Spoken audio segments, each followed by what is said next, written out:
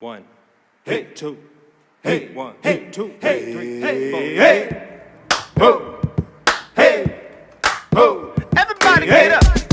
Ho, hey, ho. Everybody get up. What are we doing here, Rav'n? We will be reviewing a play, but let me introduce myself. That's right. I'm Rav'n Moon, an actor with passion. And I'm LaDios Muhammad, an actor with purpose. What did we see, LaDios? What are we doing today? Okay, well, first I want to give a salute out to Ampima. He suggested that we go see this play when it came to Denver. It's called In the Upper Room. And yes, yes, and yes. Yes. Oh my God, we got some heavy hitters up in here. But before we start to dive in this play, let's just kind of go through the cast. Sure. We have Sydney Cole Alexander, who plays Janet. Mm-hmm. Yvette Monique Clark, who plays Jackie. Kayla King, who plays Yvette. Mm-hmm. Matthew Broderick, who plays John. Monet Mitchell, who plays, is that Dolores? Yes. Okay. Chavez Ravine, who plays Mama Rose. We'll tell you about her.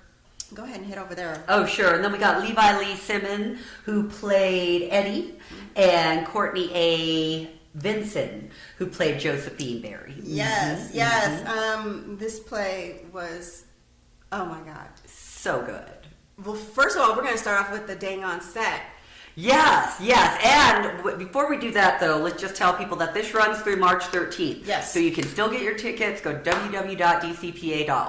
Look for In the Upper Room. Yes. But that set, girl, OMG. I sat down and I was like, whoa, this is amazing already. It was almost like a 360-degree Right. view of the rooms that the players would be in. You had, what, 2 bedrooms? And Yeah, we had 2 bedrooms, we had a living room and a kitchen, and they even made it, you had the feel and the colors. Yes. You know, the colors of the 70s. Yeah. You know, the colors of the 70s were not very good anyway. True that. I mean, even the carpet was a shag carpet. And I took some pictures, so we'll see if our editor, Nick, can get it up in there. Oh, that would be lovely. Yeah, but okay, so we just gonna hit it. We're gonna dive Let's into do it. it. It was Let's do good. So the main premise of what this movie was about, it was definitely metaphysical. As I would say, kind of a little bit of hoodoo voodoo in there, and some colorisms. Yes. And the number one thing that everybody does that shouldn't do, family secrets. Yes. Yeah. So we're gonna we're gonna hit these topics. What you thinking? Let's do it. Absolutely, yeah. So it started in 1974, like LaDios mentioned. The carpet and everything else was so 1970s, but so is the dress and so is the music. So immediately you're transformed into this fun-loving family in the 70s doing their grooves while they're getting ready for dinner. And then we have the matriarch, who I'm just going to say, Rose comes off pretty damn evil. Don't you think, Lottie? Like, Yeah. she's pretty damn evil. And everybody's tiptoeing around this woman. The aunts, the children, the husband, and the granddaughters. So it was pretty... You're trying to figure it out, am I right? Like, you're trying to figure out this woman's power. Because when they open up, they're playing the oh my God, they really took me back. They're playing Pokino. The music alone was already in the set. But when you see them playing Pokino for pennies, it was like, wow, and they're having fun, and John's around dancing, and he's telling these tall tales. And that just made me think of my father, because he embellishes his stories. He doesn't tell tall tales, but he does embellish. And that when he was telling these tales, it was just amazing. And so they're having a good time and, drinking and having fun. And you don't see the girls just yet. You just see the aunts and his wife. And they're just having a good time. And then all of a sudden, like she says, Mama Rose comes down. And when she initially comes down, I'm thinking, oh, she's just one of those mean old grandmas. But when you get through the play... she was very tyrannical and maybe even a little bit demonic. Yeah, just a little bit. Just a little bit. Yeah, I mean, when Rose enters the play, it might as well be a record scratch. It's like, she's here. And she immediately doesn't she lay into the husband for just talking to the daughter-in-law for just a second, and she just has this aura of, again, you don't F with that woman. You do not step on that woman's toes. If anything, you stay clear. Because, she just has such a powerful force. She was very intimidating. Yes. And it isn't until the end, and I'm still kind of trying to figure it out, but it isn't until the end of the play you kind of understand, because they do open up with her looking at a whole bunch of letters. Yes. And we don't know, she's screaming. I thought they were bills, like he didn't pay the bills. That's what I thought, is he didn't pay the bills. But when she comes out, I thought that her husband was a little passive. And I was like, wow, who wears the pants in this family? But you get a great connection at the end that this man truly loves her. Yes. But the pivotal scene that started in, it on Open the Doors, when she lashed out at her daughter-in-law and said, "You think you're better than me, Miss Light Skin." Mm-hmm. And here we have this colorism, and it opens the doors, and now the branches and the tentacles, and it starts to all unravel of how everything, ties in, like we talked about. Yes, absolutely. And so the first part we see about the colorism is, Rose mentions to the husband when she goes off on the light-skinned daughter, they go back up to the bedroom, and then she starts going into his ex-wife, who happened to be a white woman named Sabrina. So you find out that Rose has kind of some jealousy, some things like that going on. And what it really kind of boils down to is actually an inferiority complex. You find out that as gorgeous and well-kept as Rose is, she kind of hates herself. And we find that out when we get introduced to the beautiful granddaughters who are played by Courtney A. Vinson and Kayla King. Yes. So they have such an interesting scene, right? When we finally get to see the daughters, you have Kayla, who's very light-skinned. I'm sorry, what was her name in the... It's Yvette. Yvette, yes, Yvette. Is very light-skinned. And then Josephine's, like I said, darker. But Yvette is all about the Black Panthers, and she's like, I'm not studying. This society doesn't have nothing for me. And Josephine's kind of the good girl and trying to conform, but Josephine's dating a white boy.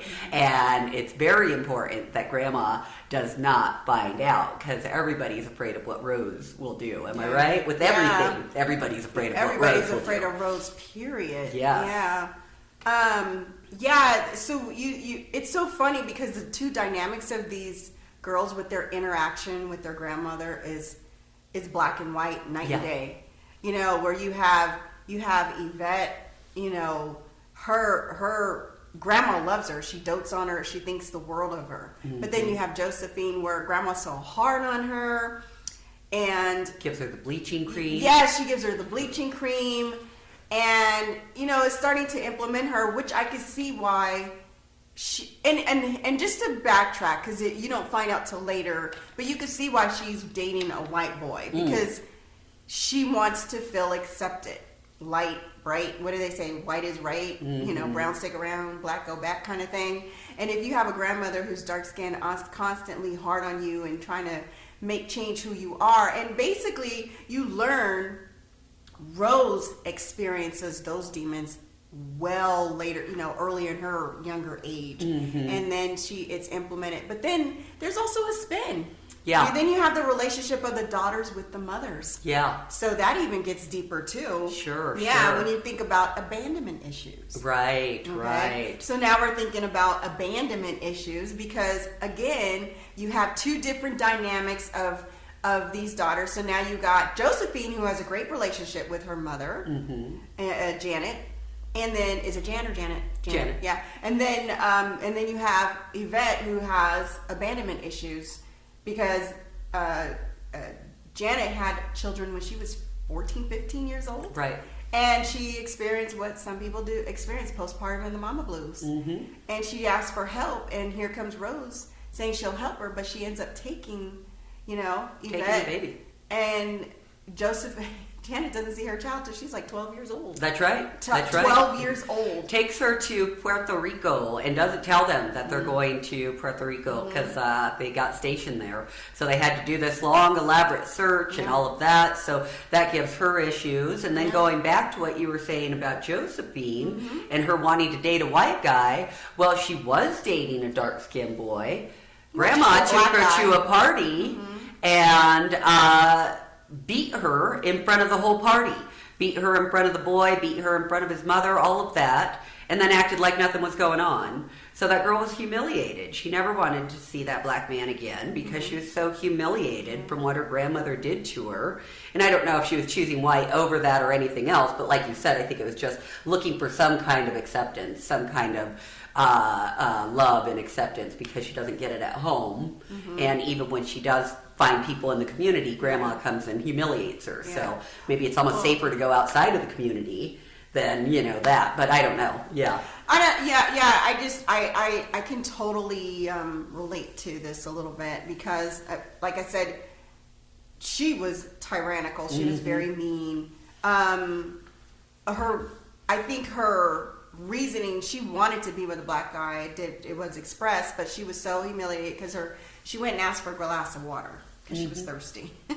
A glass of water. And so I do, my family's from the South, and I remember doing something as trivial as that, and I got a beating with a switch by my grandmother. So, her grandmother was like, we don't need anything. She had a lot of pride because she was trying to, she overextended herself with being wealthy, abundant, affluent, and had the best manners, dressed very nice. You don't walk out looking crazy. Everything is intact because that was a compensation for her to cover her dark skin.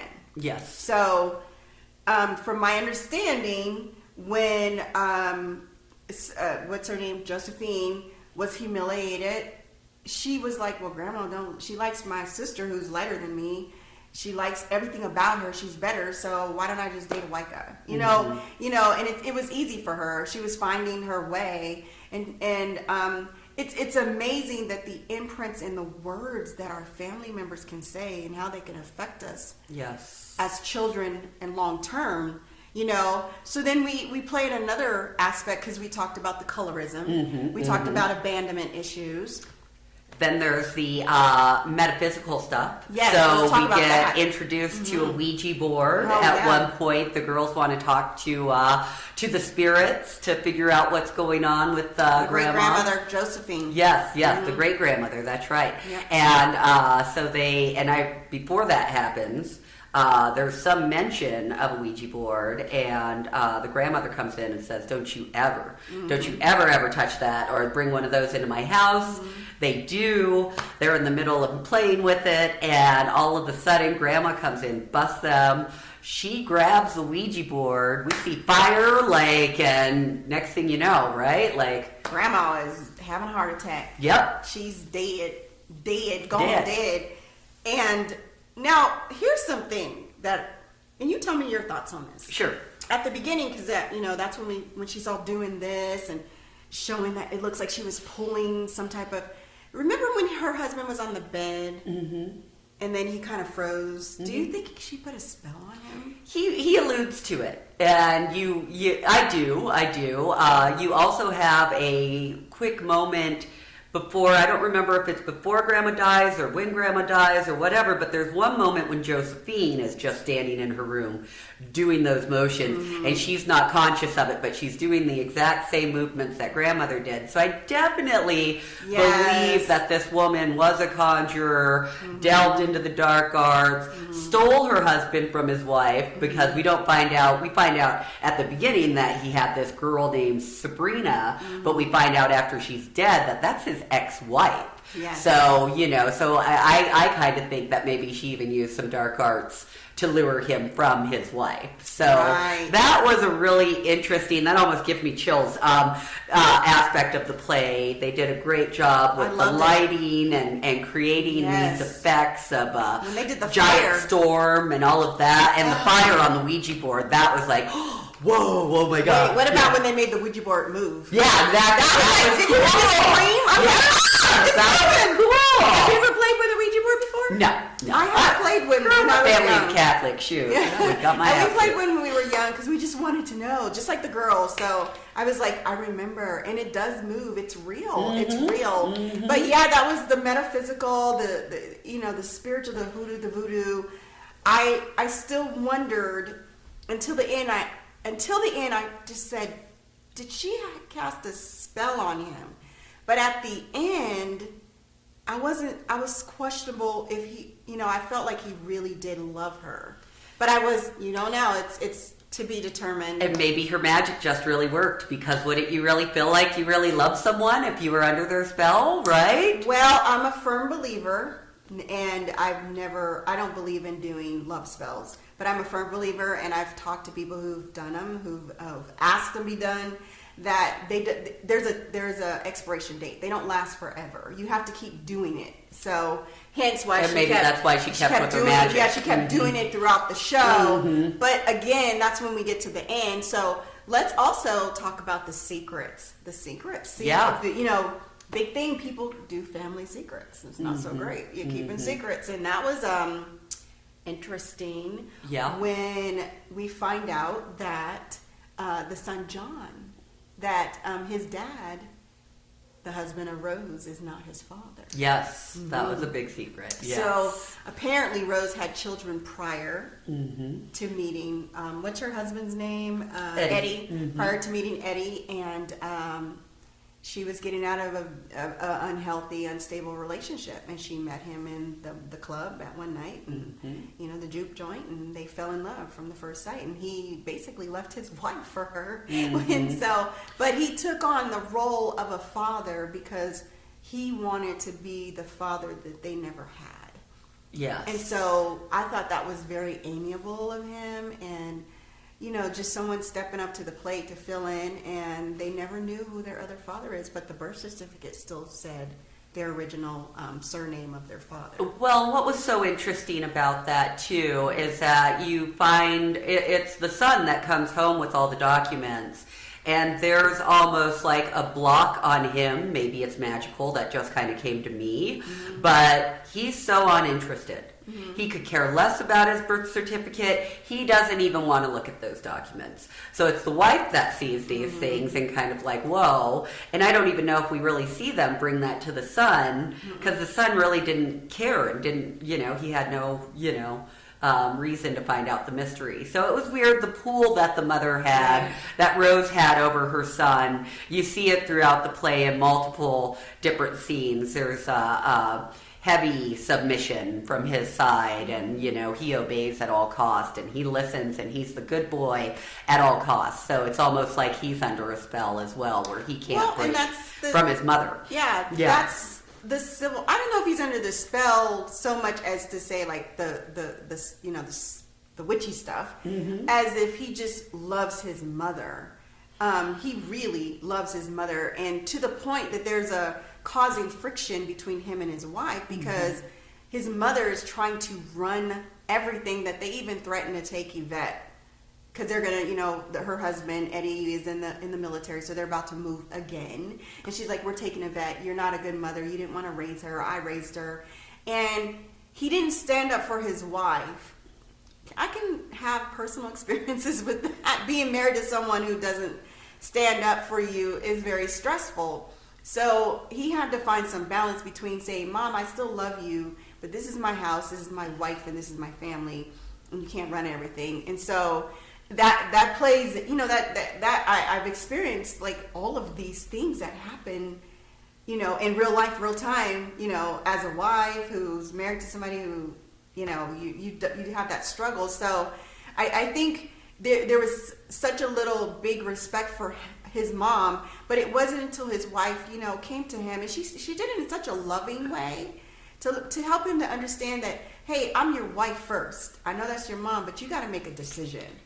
And so I believe the uncomfortability and having to deal with that, all that tied in. And he ended up kind of calling his mom out of name because he's trying to confront her with love. But again, this woman is set in her way. She's old school. She's like, I run the house. And again, she's just not a very nice Absolutely. compromising woman. Sure. During the Ouija board scene, right before Rose walks in, I believe the Ouija board just spelled out that she's the devil. So, and then she dies. One of the really interesting aspects to me is that Rose dies at such a pinnacle point during the play that everybody walks away thinking they killed her. Yes. So the daughters think they killed her because they had the Ouija board. The son thinks he killed her because he stood up for his wife, and now she, So everybody's walking around with this guilt of, oh, did we do it? Yeah. And I think it's finally Janet who's like, she just died, She was just a woman and she died. Mm-hmm. So that was very interesting. That was very, wasn't and it was how they played it, but I think at the end, when we get to the end, and this is where I had to say, I really truly believe this man loved his wife, because he kept these. He apparently, as we said, we walk in, she's reading these letters. She comes across these letters, and he's been taking care of his ex-wife for the last 30 years, sending her money and supporting her, and he's done it out of guilt because he left her for Rose. He wanted children with her, but she couldn't have children. She couldn't bear children, so of course that's what happens. In any event, with that said, the conversation between him and Janet was amazing. That, or was it him and Eddie? I think it was him and Janet, which is his daughter-in-law, because she said that's the most you've ever talked to me. But he had stressed that he really, truly, truly loved her to the core. Like, he really loved her. Sure, but on the same token, hold on one second. Yeah. At the same token, you could also argue that he really loved his first wife. He never let go of the connection, sent her money, and made sure that she was good for the rest of her life, and kept it all hidden from his current wife. So to me, that also says he really loved that Sabrina girl, even though we didn't get to see her. Because who stays invested and caring for all those years? And it's almost like Rose brought him in with the lure of a family. Yeah. You can have what you never had with that woman. You can have, and all of those things. So there was something about their relationship that felt almost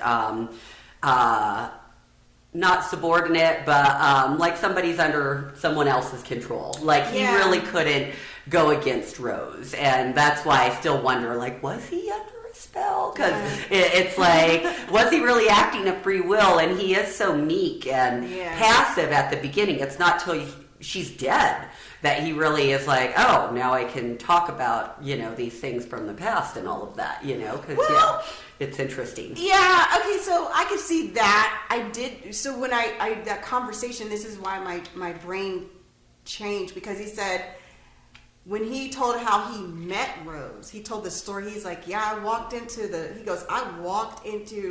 juke joint. He said, I seen Rose and she had me. I was done. He said, I did not hesitate to leave my wife.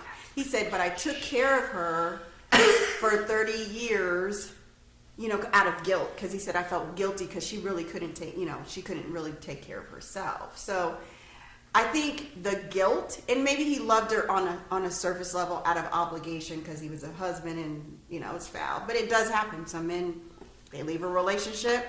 Again, I've experienced this in my in-laws. One of my brother-in-laws was married to a woman who couldn't bear children. They were married for 5 or 6 years. He ended up leaving her and going with the woman who had 2 or 3 children. Mm-hmm. And now they have like 3 more. So it does happen. And so I think he sent the money out of guilt, but here's the thing. And he sent it until she died. Didn't he do that?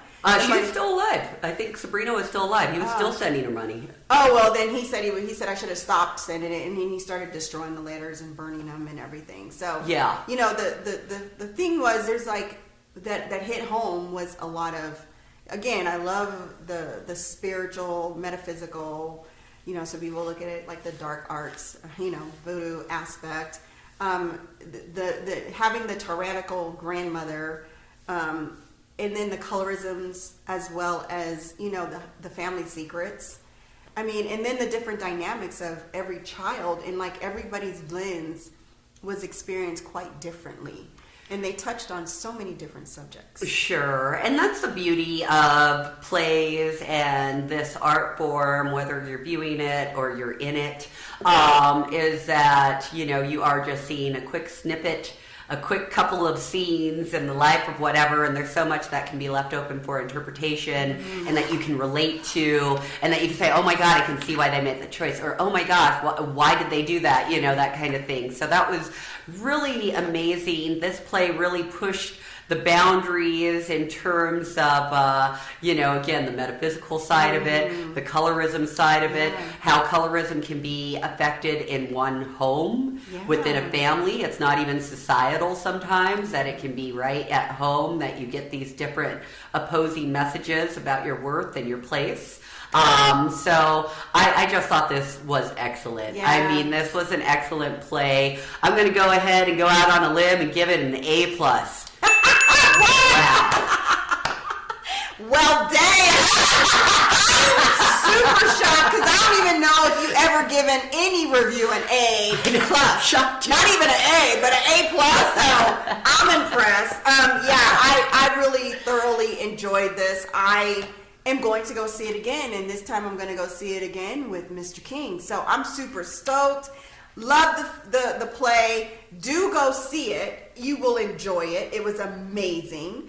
And I give it an A+ as well. Woo! That's all simpatico. Our first theater review.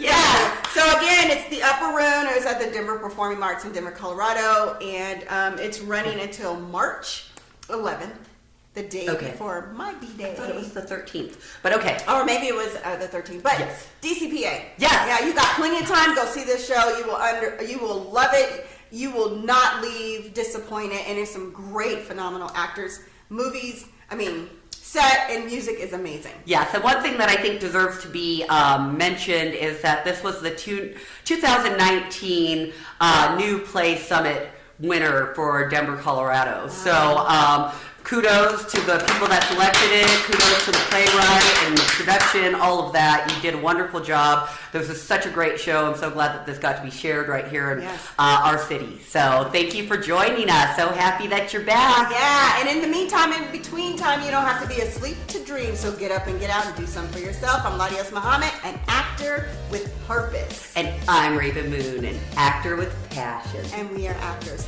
From the dark side.